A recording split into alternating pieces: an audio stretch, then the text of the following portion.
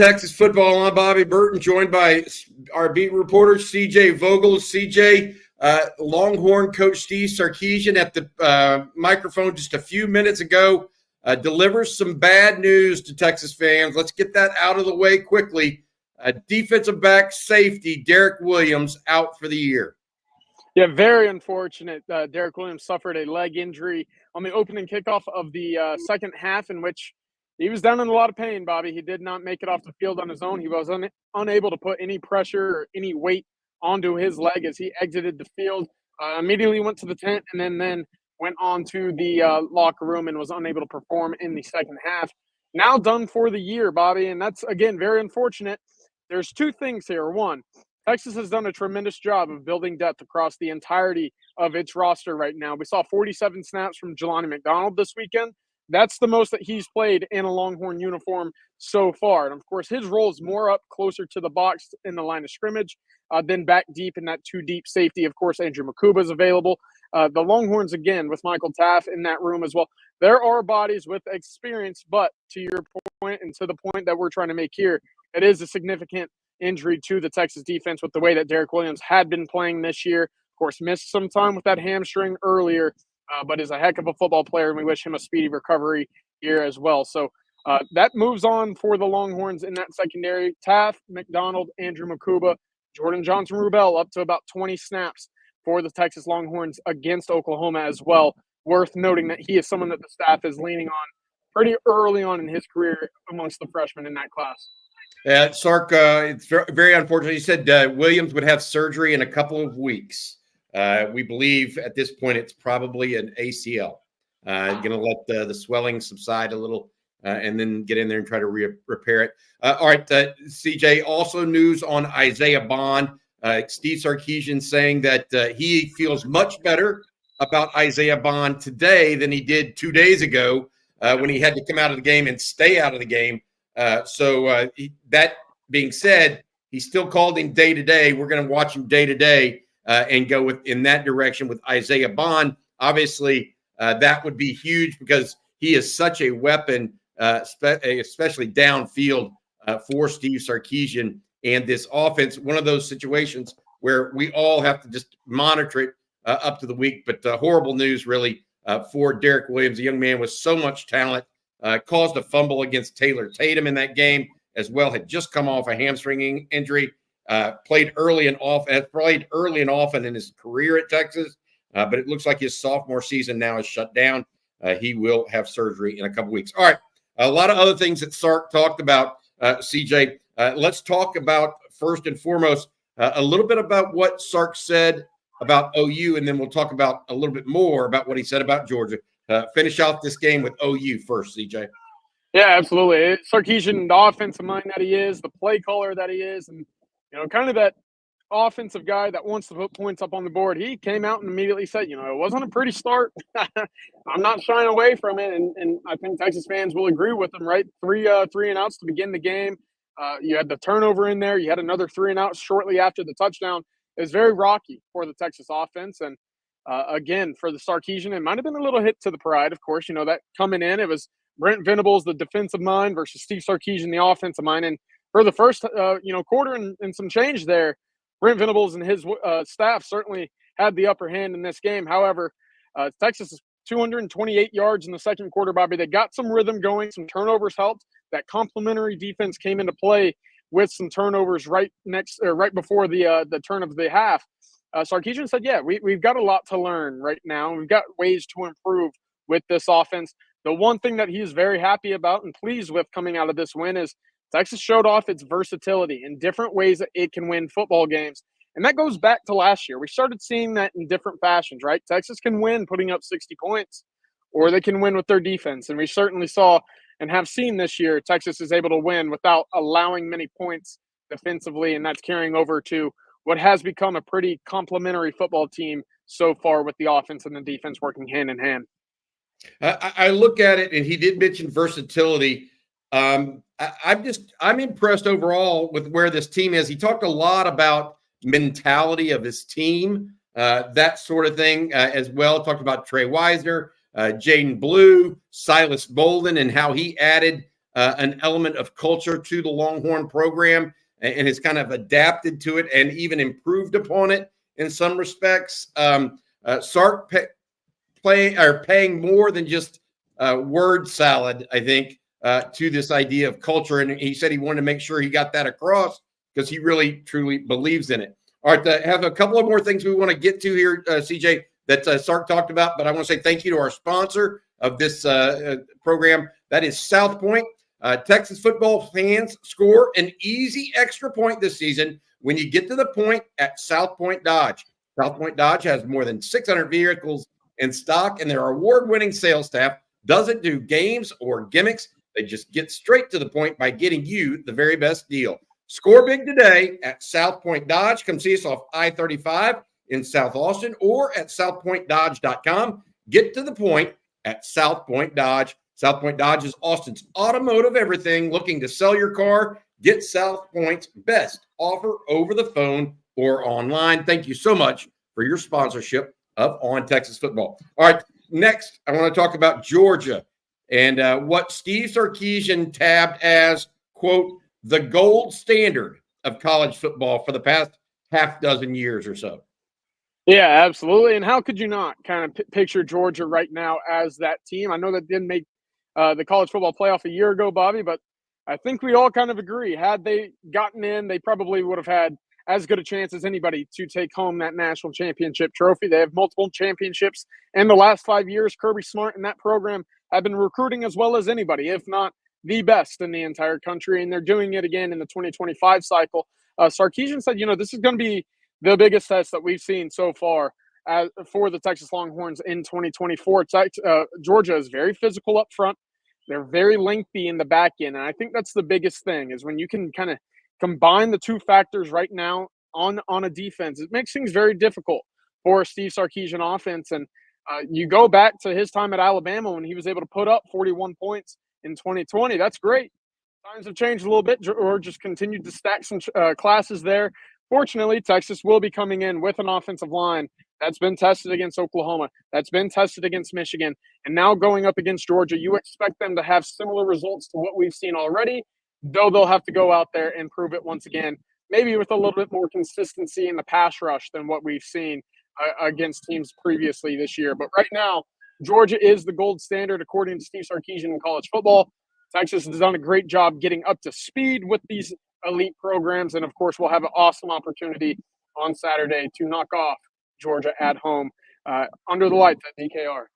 Yeah, I was going to add this, CJ, real quick.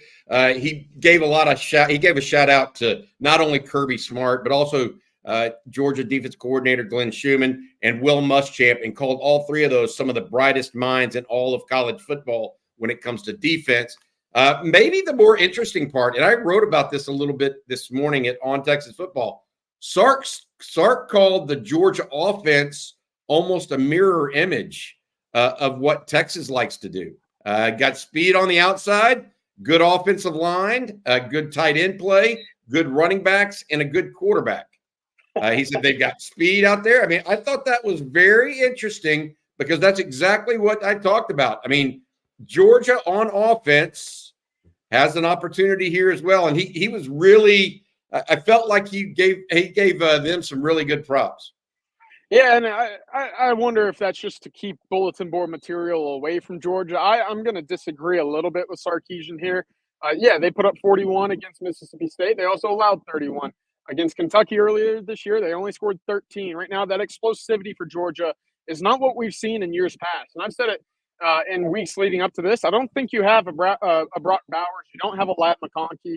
You're missing Raw Thomas, and now you're missing another wide receiver, Dylan Bell, who I believe is out for the year as well due to off-the-field injuries. You're missing some wide receivers where in years past, you had a George Pickens, a guy that could create after the catch.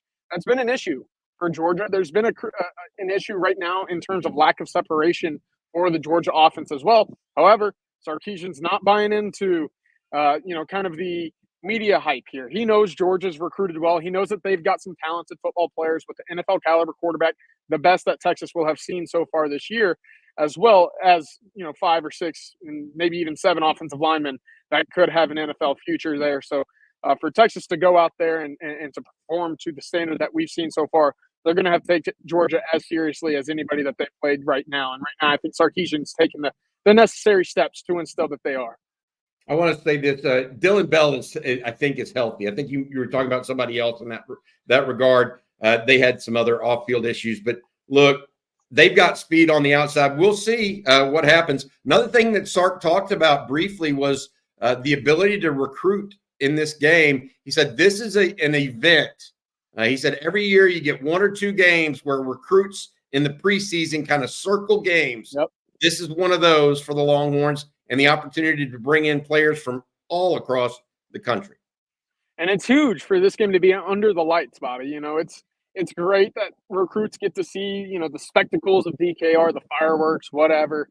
More than that, they get time to get to campus. And I think that was the biggest factor here. Sarkisian says, yeah, we're going to have kids from all over come in for this game. They're going to play on Friday nights. If this game was at 11 o'clock, we probably wouldn't have had the opportunity to get these guys onto campus, to spend some time with them, and to allow them to see not just the University of Texas, but the city of Austin in general. Because this game is at night, it allows for travel to become a little bit easier. It allows these kids to get some rest, to take it all in, and to really enjoy themselves. So it's going to be a great opportunity for Texas to play a top 5 team at home while they are the number 1 team in the country. But beyond that, to allow these guys to enjoy campus, to see the city, and take it all in under the lights in the biggest stage while getting to interact with the coaching staff as well. It's very important, on top of anything, that they get to sit there and shake the hands of Steve Sarkisian, you know, Chris Jackson, Tashard Choice, Kyle Flood, Jeff Banks, whoever it is, to get some time in front of them for a game like this. Very, very important for the Longhorns. Our Jerry Hamilton reported earlier today, CJ, that there are more than 40 4- and 5-star prospects throughout the classes, whether that's the 2025, 2026, or even 2027 class. 4- and 5-star guys, more than 40 of them expected in Austin for this game on Saturday night. Certainly something that they could go. I want to add this. You were talking about versatility earlier, and that is one of the ways Steve Sarkisian says his team has really picked up the ball and done some really good stuff with it, particularly on defense. Speaking of defense, there was a stat given out, I believe, by Bob Ballou today in the press conference, telling Sark Texas has had 8 turnovers this season, and opponents have scored how many points out of that, CJ? 0. 8 turnovers, 0 points the opponents have come away with. Sark's response was, yes, that's great, but too many turnovers. Too many turnovers. But that speaks to the versatility and playing complementary football, which is why Texas right now 6-0, or one of the reasons why Texas is 6-0 and ranked number 1 in the country. Yeah, I don't think any of those turnovers were more evident, Bobby, than the Quinn Ewers interception on the first drive against Oklahoma this year, right? Last year, that interception resulted in 7 points, and Texas had to play from behind, and they couldn't necessarily play the style of football that they wanted to after that interception. They were from behind. They couldn't dominate the time of possession. This year, and this is where the switch has happened, that defense has picked up the ball when Texas has dropped it offensively, and they did that just wonderfully on Saturday, forcing a field goal, which was then missed, and then you allow your offense other opportunities to get on top of the scoreboard. And, Texas trailed for the first time this season against Oklahoma, but that didn't last very long, and those were the only points that Oklahoma was able to score on Saturday. So for the Texas defense's credit, they've not let, a stumble down the hill become an entire, trip down the mountain. And that's it's not been a snowball. It's not been a snowball. It's been very impressive, and that's kind of that versatility of that complementary football that we've seen from Texas this year. Yeah, good stuff. I want to add this. There was a little bit of a lighthearted moment there in the press conference today as well, CJ. A young reporter asked Steve Sarkisian if he had heard Billy Bowman's comments about Texas not earning this victory that it had been given to Texas, and that she said that also it was very similar comment to what the Michigan quarterback had said after that one. Steve Sarkisian's response was, no comment. I'll let somebody else deal with that one. So I thought that got a good chuckle out of everybody there in the room as well for this one. CJ, other comments that you heard that stand out to you from Steve Sarkisian today? Yeah, ultimately winning against Oklahoma, very important for Texas, right? We can talk about it from a recruiting perspective. We could talk about it from an optics perspective. That's one of your biggest rivals that you will face the entire year. Now Texas gets an opportunity to return home and play probably the best opponent that they'll face this entire season.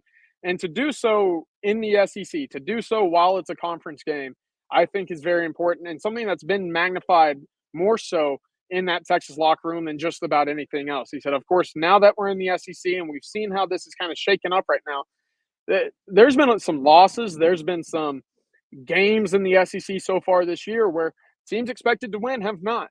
Tennessee to Arkansas, Alabama to Vanderbilt. This is a big test for Texas. And for every game in the SEC to be looked at like it is a championship level game is something that Sarkisian mentioned will be implemented in the Texas locker room right now. They've done a good job through 2 weeks in SEC play. And now with their biggest test coming up against Georgia, the stakes are magnified. And you can bet that there's going to be some extra juice for the Longhorns playing at home against what is, quote unquote, the gold standard in college football at the moment. Sark also talked about Lianga Lafau, CJ, and how much of a positive teammate he has been and what he allows Texas to do. He said Lianga has allowed them to do more things with Anthony Hill and move him around a little bit. Then he also said, remember when I told you guys back this summer that I told you Lianga Lafau is one of the best 2 or 3 teammates on this team? Oh, yeah. He said that's still the case. Lianga Lafau still very well liked in that locker room. All right, CJ, I know you got to get going. You got other stuff going on. Appreciate you for jumping on here. Also, I want to mention, if you're just now joining us, big news did come down the pike.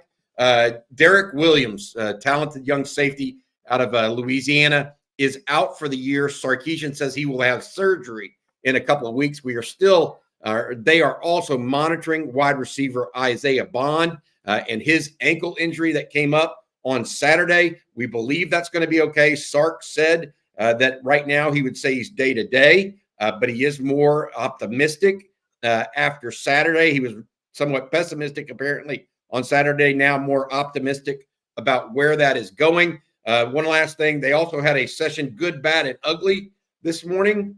Matthew Golden's 2 passes, one of them was good, one of them was ugly. Or one of them was bad, and one of them was ugly. They made a little joke about that too as well. We were that close, Bobby. I predicted it on the winning drive with Coach Shipley and Rod Babers on Thursday that he'd have a passing touchdown. I was shocked that he was given a second opportunity, but when I saw that ball was completed, oh my goodness, we were that close to a crazy prediction there. One other thing I wanted to mention on that good, bad, and ugly was the Silas Bolden hustle play. That was on the good, as you will, and Sarkisian called that a culture play, likened it to the Jordan Whittington Xavier Worthy hustle play against TCU a year ago. Those are great signs to have for guys brand new to the program to see that continual theme of culture plays right there. Really encouraging stuff all the way around for the Texas Longhorns. I think so too. I really do. All right, CJ, that's going to do it. Again, Derrick Williams out for the season. We'll have more later today. CJ's over at Lovejoy High School right now, getting ready to interview the latest Longhorn commitment, Dalen McCutcheon. CJ will be back with Coach Bob Shipley and Rod Babers for the winning drive here at around 3:15 later today. CJ, thank you for your time. Behind the scenes, Matt Hutchison, we appreciate you, our producer, as well as our sponsor, South Point Dodge over there on I-35. For CJ, I'm Bobby Burton. You guys have a good day. Hook 'em.